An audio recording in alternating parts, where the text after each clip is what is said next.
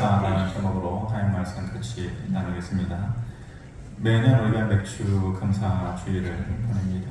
맥주절의 의미를 따로 또 설명드릴 필요는 없을 것 같아요. 어느 정도는 이제 매년 들으시는 말씀이라 잘 아실 것 같고, 이스라엘 사람들과 우리나라의 그 농사 짓는 그 시기가 좀 다르기 때문에 그 사람들은 한 해의 첫 수확, 그것이 보리라고도 하고 또 밀이라고도 하고, 첫 수확을 거두는 때를 기억하면서 하나님께서 우리에게 주셨다라는 것을 기억하면서 감사하는 것이 이제 맥주절인데, 우리 현대 사회의 절기를 지키는 것하고는 좀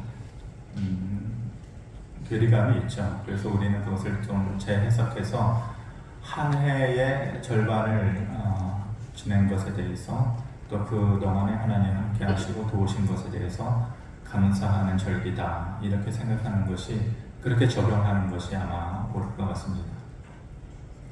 하나님께서 이스라엘 백성들에게 너희는 1년에 3번 내 앞에 나와서, 모든 백성들이 내 앞에 나와서 절기를 지켜라, 이렇게 명령하셨죠.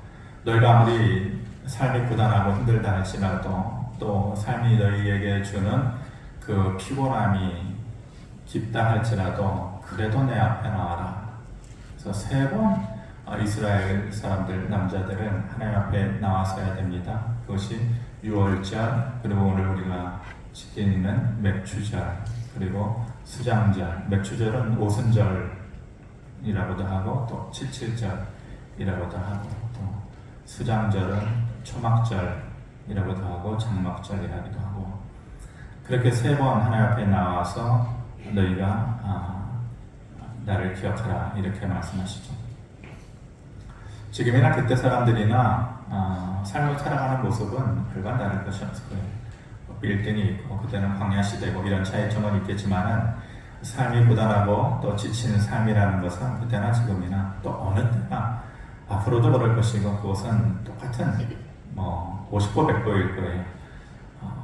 그렇게 바쁘게 살아가고 고단하게 살아가는 사람들이 일손을 다 놓고 하나님 앞에서 나와가지고 그냥 몸만 있다가 자기의 생활터전으로 나아가는 것, 하나님께서 그것 원하시지 않으셨겠죠. 너희가 모든 것을 내려놓고 내 앞에 나올 때에는 특별히 내가 너희에게 어떤 하나님이었는지를 기억해라. 그리고 내가 너희에게 무엇을 해 주었는지를 기억해라. 기억하라라는 것에 방점이 있는 거예요. 초점을 거기에 맞춰야 되는 거예요. 기억하고 돌아가는 것이 아니라, 그리고 너희는 그것을 기억하고 나에게 감사하라. 그래서 우리가 이렇게 모일 때에는, 특별히 우리가 맥주절로 모일 때에는, 또 추수감사절로 모일 때에는 내려놓는 거예요. 세상에서의 삶을 내려놓는 거예요. 그것이 주는 삶의 무게감을 내려놓고, 그것이 주는 삶의 아픔, 고단함을 내려놓는 거예요. 그리고 하나님을 기뻐하고 또 감사하는 것, 그것이 하나님께서 우리에게 원하시는 것이고, 또 그렇게 할 때에 하나님께서 우리에게 새 힘을 주시겠다, 이렇게 말씀하시는 것이죠. 우리가 그러면은 무엇을 감사해야 될 것인가? 감사의 조건은 늘어놓으면은 끝도 없을 것이에요. 그런데 이번 맥주절 설교를 준비하면서 무엇을 감사할까 고민하다가, 저는 제가 목사로 또 여러분들을 지도하고, 또 여러분들이 되었건, 또 그 이전의 대상이 되었건, 강조하는 것 2가지가 있어요. 우리의 신앙 고백에 있어서 우리가 사도신경을 고백하는데 참 좋은 신앙 고백이죠. 그것을 외우고 또 그것을 고백한다라는 것은 귀한 일이에요. 그런데 제 개인적으로 믿음 생활을 한다라는 사람은 이 고백을 할 줄 알아야 된다. 그것 중에 하나가 시편 23편이에요. 다윗의 고백인 것이죠. 그래서 사도신경도 귀한 신앙의 고백이지만은, 저는 시편 23편을 외우는 것을 참 귀하다, 이렇게 생각합니다. 그래서 여러분들이, 제가 그전에는 강제적으로 제가 맡은 사람들은 외우게끔 했는데, 시편 23편을 곰곰이 한 절씩 한 절씩 이렇게 되뇌이면서 외우는 것이 참 귀할 것이에요. 그것이 여러분들의 인생을 살아가는 데 있어서 어둠의 골짜기로 지나간다 해도 굴곡만한 삶을 살아간다 할 때에 생각나게 할 거예요. 그 말씀이 문득 여러분들이 외우고 있으면 떠오르게 할 거예요. 그래서 그 말씀이라는 것이 마치 쓰나미처럼 회오리치듯이 내 안에서 새로운 영적 힘이 된다는 것을 알 수 있을 것이에요. 그래서 시편 23편을 꼭 외워야 된다고 생각을 하고, 그리고 또 한 가지가 바로 우리가 조금 전에 했던 믿음의 고백이에요. 그래서 오늘 주절에 우리가 무엇을 감사할까? 이 우리가 했던 믿음의 고백 세 가지의 것을 우리가 기억을 해야 된다. 여러분들이 앞으로 어디에 있든지 어떤 모습으로 살아가시든지 또 누구하고 신앙생활 하시든지 어떤 길을 걸어가든지 이 믿음의 고백 세 가지를 기억하고 있는 것, 시편 24편과 이것을 기억하고 있는 것은 여러분들의 신앙을 지켜주는 큰 두 개의 기둥과 같은 것이 될 것이다. 그래서 이 안에서 우리의 세 가지의 감사의 조건을 찾아보려고 합니다. 첫 번째는 뭡니까? 나의 죄를 용서해 주신 것을 감사해야 합니다. 인간이 가장 해결하기 힘든 일 뭘까요? 20년, 30년 전만 하더라도 인간이 해결하지 못하는 일은 없다고 그랬어요. 예전에도 한번 말씀드렸지만 세운상가에 가면은 사람이 못 만드는 거 없다. 다 만든다. 인간만 빼고 다 만든다. 그럴 정도였거든요. 근데 요즘 과학기술이 얼마나 빨리 움직입니까?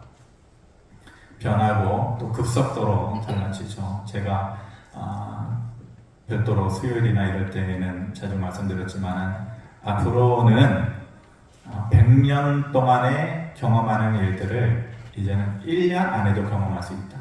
그렇게 바쁘게 그렇게 빠르게 변하는 것이 세상이 될 것이다. 이렇게 자주 말씀드렸어요. 그래서 우리의 머릿속으로 언젠가는 그 일이 되겠지라고 막연하게 꿈꿨던 일들이 바로 내일이면 우리의 코앞에 눈앞에 닥쳐오는 그런 세상을 맞이하게 될 텐데, 사람이 그러한 빠른 과학기술의 발전 앞에서 못하는 게 없어요. 예전에는 어떻게 달을 가냐고요, 어떻게 우주를 가냐고요, 어떻게 바닷속 깊은 심해를 들어가냐고요. 이제는 떡 먹듯이 해요. 앞으로는 더 쉬워지겠죠. 그리고 인간이 가장 해결하기 힘든 거, 질병의 문제, 정복하기 어려운 질병의 문제라고 생각했는데 이제 그것도 손쉬운 일이 될 거예요. 과학기술이 그렇게 만들어 줄 거예요. 이제 우리 안에 있는 그 내부에 있는 장기들, 신장이 되었건 간이 되었건 첨단의 프린터를 통해서 마치 찍어내듯이 그런 것을 만들어내고 인간의 수명을 그렇게 길게 살아갈 수 있도록 도와주겠죠. 그리고 앞으로 신약을 개발하는 건 이제 바이오 쪽이 엄청나게 발달할 것이라고 그렇게 다들 예상을 하고 있는데, 신약을 개발하는데 얼마나 많은 돈이 투자됩니까? 수천억, 수조 원씩 투자를 하고 십수년을 그렇게 시간을 버리고, 그리고 그렇게 하는 이유가 뭐예요? 새로운 약을 개발할 때에 이렇게 될 것인가 저렇게 될 것인가, 부작용은 뭐가 될 것인가, 어떤 해를 끼칠 것인가, 그런 연구기간이 너무 오래 긴 거예요. 돈도 많이 들고. 그런데 AI 기술이 이제는 그것을 아주 떡 먹듯이 만들 거예요. 50년, 예를 들어서 50년 걸린다, 30년 걸린다, 수많은 임상실험 데이터들을 일일이 다 해봐야 되는 것을 이제 컴퓨터가 며칠 만에 뚝딱 엄청난 데이터의 분량을 통해서 이루어내는 그런 일들을 가능하기 때문에 이제는 어렵게만 생각했던 일들, 불가능할 것이라고 생각했던 일들을 인간이 하게 되겠죠. 그러니까 사람이 못하는 일들이 아마 거의 없어질 거예요. 유일하게 사람이 못하는 일이 있어요. 이렇게 세상이 바뀌고 사람의 능력이 무한대가 되어지고 이런 과정 가운데 절대로 사람이 할 수 없는 일이 있어요. 제일 어려운 일이 있어요. 그게 뭐냐면은 예나 지금이나 한결같이 그거는 사람의 죄의 문제를 해결하지 못한다. 아무리 과학이 발달해서 새로운 것을 만들어내고 첨단의 것으로 발달되어진다 할지라도 예나 지금이나 사람은 자기 자신의 죄 문제 또 인류의 죄 문제를 해결하지 못하고 미완성의 존재로 그렇게 죽어가는 것이죠. 결코 사람은 그 일을 할 수 없어요. 그래서 로마서 3장 23절에 보면은 모든 사람이 죄를 범하였으며 하나님의 영광에 이르지 못한다. 모든 사람은 그 죄의 문제를 해결하지 못해요. 하나님의 영광에 그래서 이르지 못한다라는 것은 하나님의 은혜를 통하여서 영원한 원래는 그런 존재였다라는 것이죠. 영원한 구원에 이르지 못하는 존재였다. 그런 심각한 문제를 안고 살아가는 자. 그래서 미생의 존재로 결국은 이 세상을 떠나게 되어지는 것이 인간이에요. 그래서 죄의 문제는 결코 어떤 과학기술로도 어떤 발달되는 첨단의 것으로도 해결하지 못해요. 그래서 그 죄의 문제를 안고 살아가는 사람들의 결과는 뭐냐? 로마서 6장 23절에 죄의 삭은 사망이다. 결국은 그것으로 인해서 영적으로 죽을 수밖에 없는 미약한 존재가 되어집니다. 죄의 문제는 인간으로서는 할 수 없어요. 인간의 능력 바깥의 그런 문제라는 것이죠. 그런 우리의 죄의 문제를 하나님께서 예수 그리스도를 통해서 우리에게 보내주시고 십자가에 못 박혀 죽이심으로 인하여서 그 문제를 우리에게 해결해 주셨어요. 인간은 어떠한 도덕적으로 윤리적으로 완벽한 존재라고 할지라도 자기 자신이 죄를 가지고 있기 때문에 죄의 남의 문제를 해결할 수 없어요. 오직 하나님의 아들, 죄로부터 완전하신 하나님의 아들이 이 세상에 오셔서 십자가 지심으로 인해서 그 문제를 해결하실 수 있었던 것이죠. 그런데 그게 언제 이루어졌느냐? 로마서 5장 8절에 우리가 아직 죄인 되었을 때에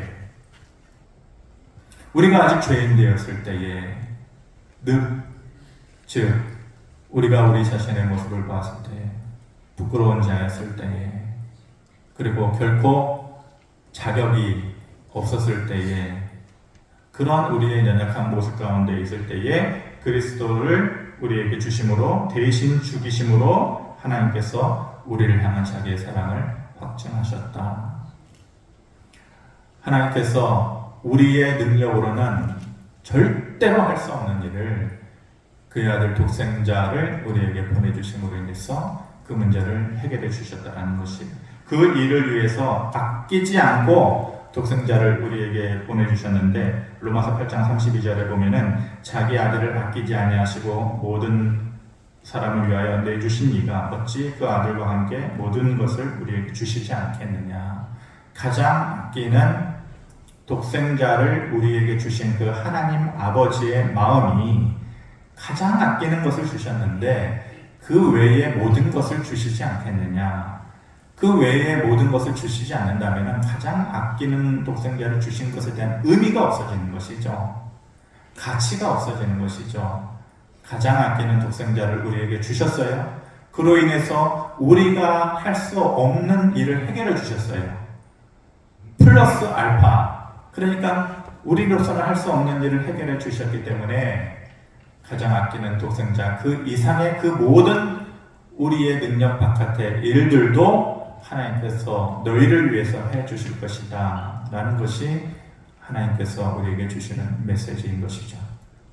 그래서 우리가 첫 번째로 감사해야 될 것은 내 능력으로 할 수 없는 일을 이미 해결해 주신 하나님이 앞으로 우리가 인생을 살아가면서 또 겪게 되는 주저앉을 수밖에 없는 그런 어떤 문제라 할지라도 아들까지 아끼지 않고 해결해 주신 하나님께서 당연히 그 문제까지도 해결해 주시리라 라는 믿음이 우리에게 있어야 되는 것이고 그러한 믿음이 있는 자가 감사할 수 있는 것이죠. 그래서 첫 번째는 나의 죄를 용서해 주심을 생각하고 다시 한번 하나님 앞에 감사해라 라는 것입니다. 두 번째로는 우리가 어떻게 고백을 했습니까? 나를 구원해 주신 것을 감사합니다. 이렇게 고백했었죠. 나를 구원해 주시는데 영원히 하나님께서 나를 그렇게 구원해 주셨다. 우리에게 있어서의 구원은 두 가지의 구원이 있어요. 두 가지의 의미가 있어요. 하나는 예수님께서 재림하셨을 때에 완전하게 우리에게 이루어지는 최종적인 최후적인 최후 승리 그때의 구원 앞으로 우리가 겪게 될, 경험하게 될, 그날에 이르게 될 구원이 있는 것이고, 또 하나의 구원은 그때의 구원이 아니라 지금 당장 우리가 발딛고 살아가는 이 세상에서 실질적으로 하나님께서 우리의 삶의 현장에서 우리를 구원해 주시는 바로 그 구원, 그 두 가지의 구원의 의미가 있는 것이에요. 우리는 구원을 생각할 때에 나중에 경험할 구원만 생각하지만 그렇지 않다. 하나님께서 지금 오늘 이 시간에도 하나님께서 주시는 또 다른 구원, 바로 그 구원에 대해서 얘기하려고 하는 것이죠.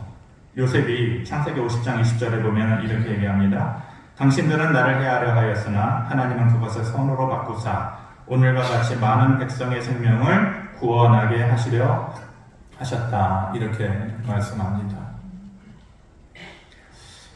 요셉이 어린 나이에 17살의 나이에 가족들의 미움을 받았어요. 특별히 형제들의 미움을 받았어요. 그 미움이라는 것이 너무 정도가 지나쳐서 죽이고 싶을 정도의 미움 시기였죠.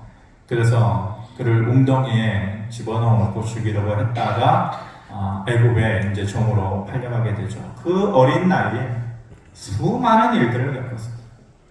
배신당하고 또 죽임당할 뻔하고 기다려야 되고 또 잊혀지고 이러한 수많은 일들을 겪게 되고 나중에 최종적으로 하나님께서 그를 애굽의 총리가 되게끔 하셨잖아요. 나중에 동생 요셉을 죽이려고 했던 형들이 이제 요셉이 애굽의 총리가 되어지고 모든 주변 국가들을 구원해 줄 만한 능력을 가졌고 자기들도 역시 이제는 파리 목숨이 되어서 요셉 앞에서 고개를 조아리는 이제 두려워하는 그러한 시점에서 걱정이 있는 것이죠. 야, 우리가 옛날에 요셉을 죽이려고 했는데 이제 입장이 바뀌었구나. 요셉이 우리를 죽이면 어떡할까?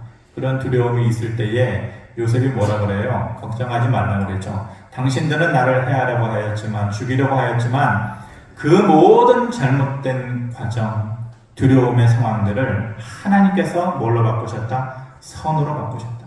모든 것이 합력하여서 선을 이루듯이 돌아가는 상황을 하나님께서 강제적으로 하나님의 강권적인 역사를 통해서 선으로 바꾸셔서 구원에 이르게 하셨다. 이렇게 얘기를 하죠. 그러면서 요셉이 자기의 삶을 마감하면서 창세기 50장에 마지막으로 고백을 하는 것이 있어요. 사람이 마지막으로 숨을 거두기 직전에 고백하는 말은 어떤 말일까요? 의미 없는 말이겠어요? 나 이제 죽으니까 쓸데없는 농담하겠어요? 그렇지 않죠. 내 인생을 전부 통틀어가지고 엑기스에 한마디 남기고 싶어 할 거 아니에요. 배움이 있는 자나 없는 자나 그 마음은 똑같을 거예요. 내가 죽기 이전에 너에게 들려줄 이 한마디는 내 인생의 전부를 담은 말이다. 그리고 너희가 그것을 알기를 원한다. 그런 마음으로 남겨주는 말이겠죠. 그것이 어떤 말이냐면 50장 25절에 나와 있는 말이에요. 우리 한번 같이 한번 읽어보도록 하겠습니다. 시작. 요셉이 또 이스라엘 자손에게 맹세시켜 이르기를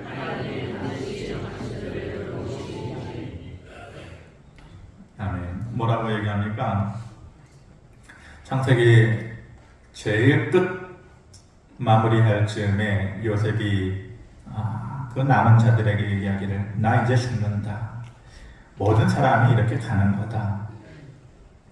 인생 무상한 거다. 하지만 너희에게 마지막 남겨둘 말이 있고 너희가 기억해야 할 말이 있다. 그러면서 남겨놓은 것이 맹세시켜 이르기를 하나님이 반드시 당신들을 돌보실 것이다.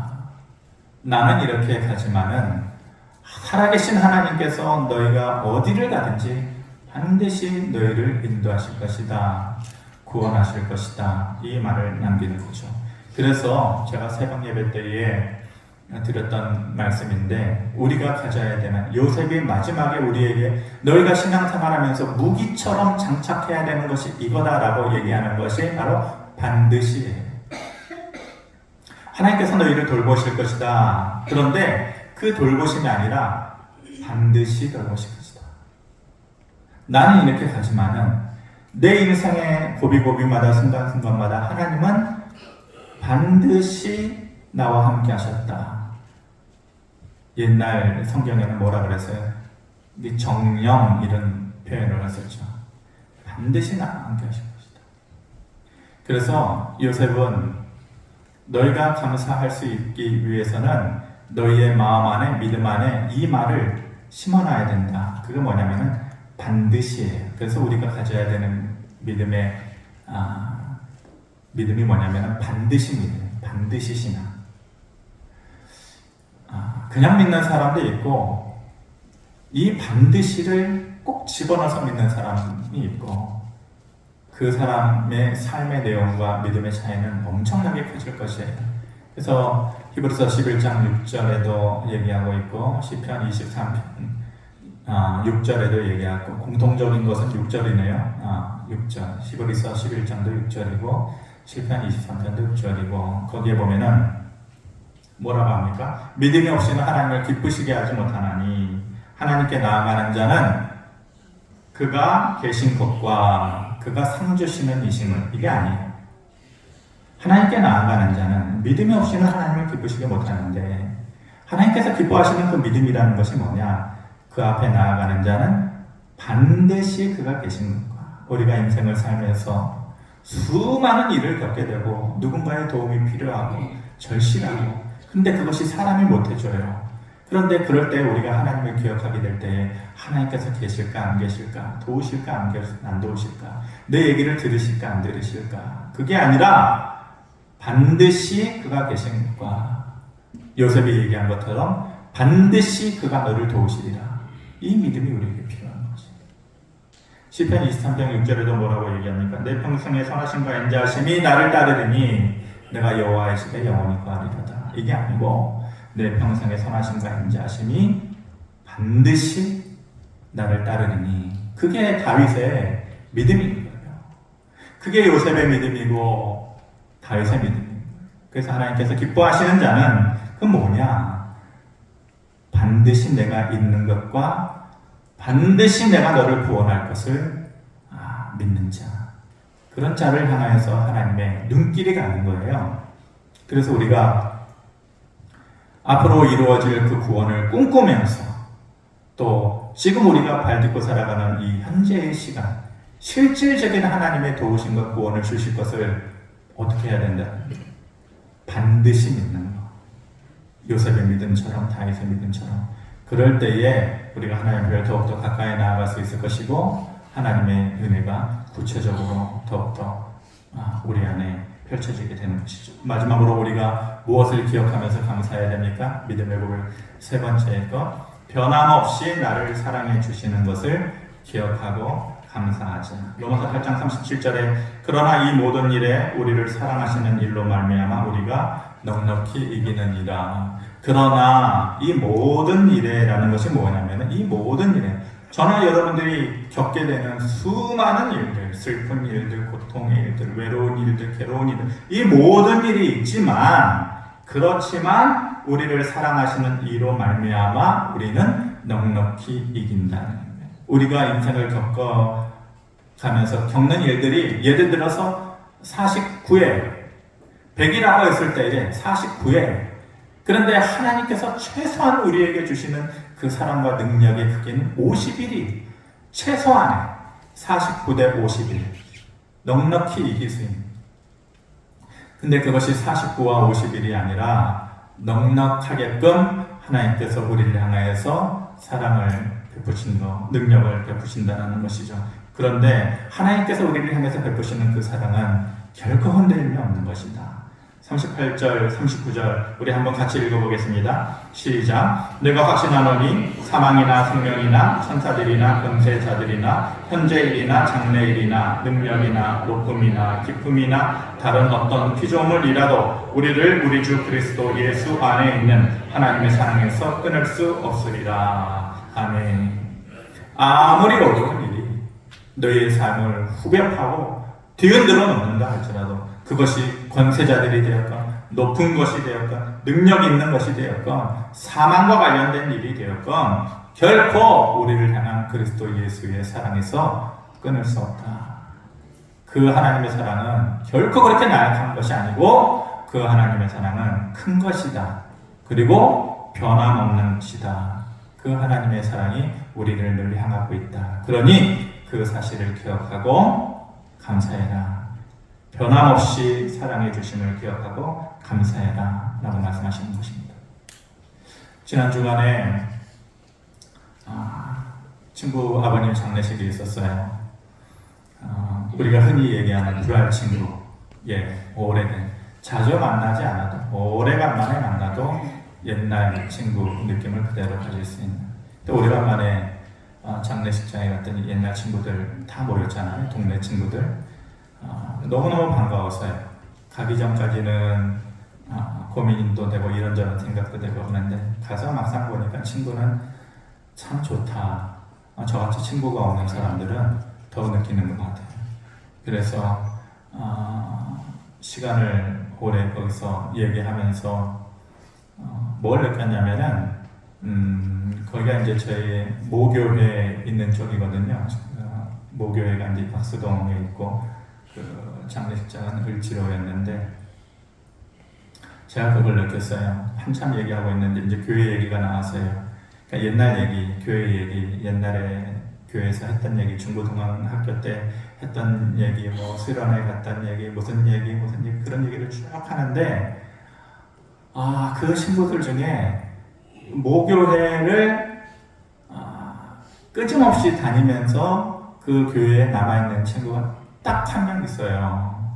딱 한 명. 그리고 그거에서 계속 신앙생활하면서 장로가 됐어요. 모교회를 생각할 때마다 여러분들도 특별한 마음이 들잖아요. 가면은 언제나 그때 생각이 나고 눈물이 나고 기도의 자리를 찾게 되고.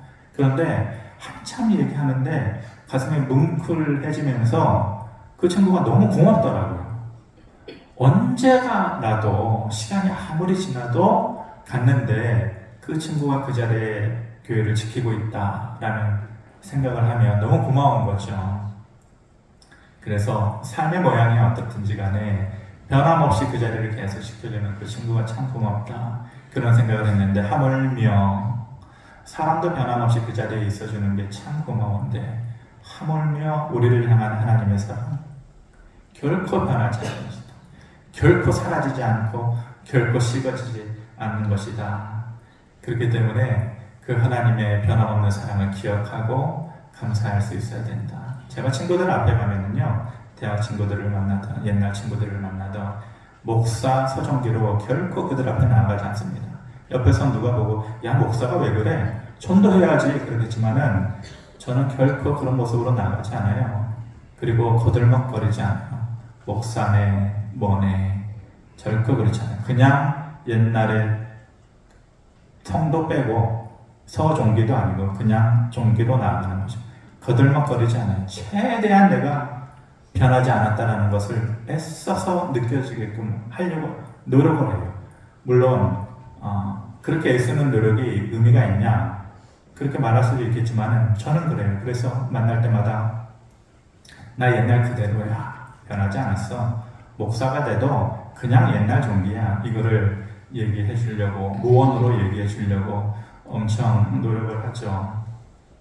하나님 앞에 우리가 나아갈 때도 마찬가지예요. 변함없는 하나님 앞에 나아갈 때는 뭐 하면 안 돼요? 거들먹거리면 안 돼요. 시간이 지나서 회사에 중역이 됐네, 뭐가 됐네, 목사가 됐네, 장로가 됐네, 친구들 앞에서 노동일 하는 친구들 앞에서 어려운 일을 하는 친구들 앞에서 거들먹거리는 것마냥 꼴불기 하는 게 없어요. 그래서 변함없이 거들먹거리지 않고 또 낮은 자세의 모습으로 나아가. 우리가 하나님 앞에 나아갈 때 변함없는 하나님 앞에 나아가서 그 변함없는 은혜와 사랑을 받기 위해서는 거들먹거리면서 나가면 안 돼요.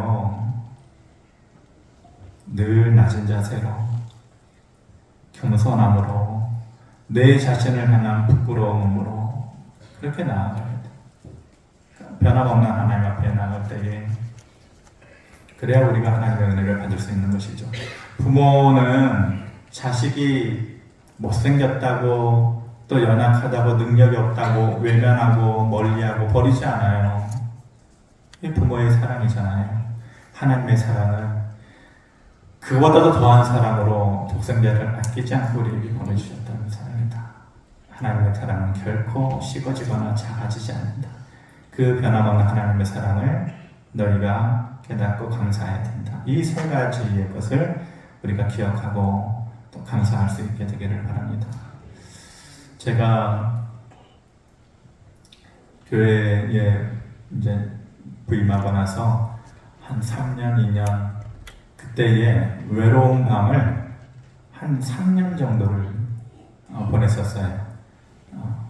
그거에 대해서 이제 나중에 아내랑 많이 얘기를 했는데 뭐 이유야 뭐 모르겠어요. 지금은 지나간 일이라. 그래서 거의 제가 새벽 2시, 3시에 집에로 올라가고 잠 안 자고 새벽 예배를 인도하고 그렇게 한 3년 정도를 했었어요. 외로움도 있었고 또 여러 가지 복합적인 이제 마음에 그런 게 있었는데 그때 나를 그 내 목양실에서 나를 지켜줄 수 있었던 내 마음을 지켜줄 수 있었던 것이 몇 가지가 있어요. 그게 뭐냐면은 강아지 키우는 동영상을 보는 거예요. 그래서 강아지 키우는 동영상을 매일 2시간, 3시간을 보면서 제 마음을 달랬었어요. 또 한 가지가 뭐냐면은 조영남의 내 고향 충청도를 듣는 거예요. 근데 저는 충청도가 고향이 아니에요. 그런데 내 고향 충청도를 듣고 나서는 지금도 들어요. 그래서 설교를 시작하기 전에는 항상 루틴으로 그것을 먼저 듣고 해요. 왠지 모르겠어요. 그냥 그것을 들으면 마음이 편해지더라고요. 그래서 유튜브는 알고리즘이 되어 있지 않습니까? 그래서 항상 그것이 나와요. 저는 그거였고 또 하나는 쇼팽의 녹턴 20번 피아노 연주곡을 계속해서 반복해서 듣는 것이죠. 그것이 위로가 되더라고요. 또 한 가지가 뭐냐면은 지금 제가 부르려고 하는 여러분들과 같이 부르려고 하는 오래간만에 코로나 시대 전에 예배 전 후에 항상 불렀던 건데 이 찬양을 만약 옛날에는 테이프였잖아요. 테이프로 들었으면 아마 늘어지고 끊어져서 스카치 테이프로 끊어진 부분을 붙여가면서 들었을 거예요. 많이 들었습니다. 참 좋은 찬양이라 원래는 제가 들었던 그 동영상을 여러분들한테 들려드리려고 했어요. 그래서 어저께도 제 딸아이한테 전화했는데 아무리 찾아도 없는 거예요. 내 컴퓨터에. 그래서 여러분들이 조금 곤란하시고 힘드시겠지만 제가 한번 먼저 불러드리고 그리고 여러분들과 같이 한번 불러보고 예배를 마치려고 합니다.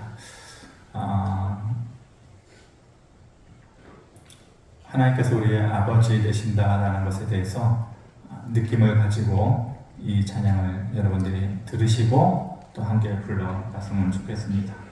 제가 먼저 1절만 2절까지 있는데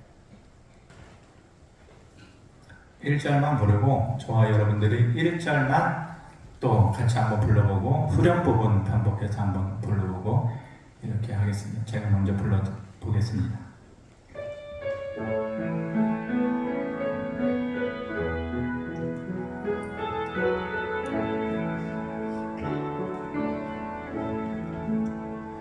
언제나 강물 같은 주의 은혜로 내 영혼 새롭게 믿는 창조의 하나님이 나의 아버지 지치고 상한 마음 싸매주시고 품 안에 안아주시는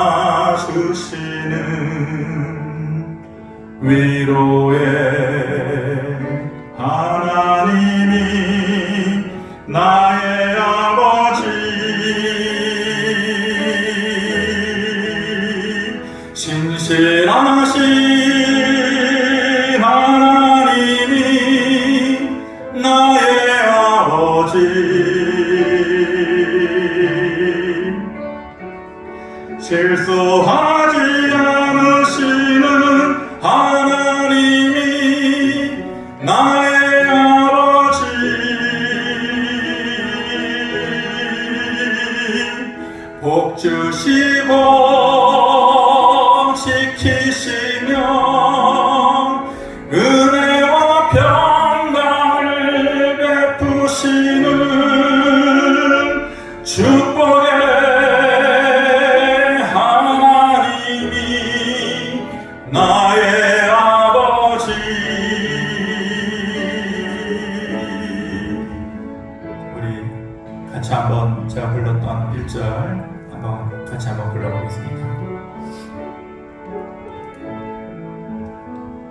언제나 강물 같은 주의 은혜로 내 영혼 새롭게 믿는 창조의 하나님이 나의 아버지. 지치고 상한 마음 싸매주시고 붕안에 안아주시는 위로의 하나님이 나의 아버지. 신실하신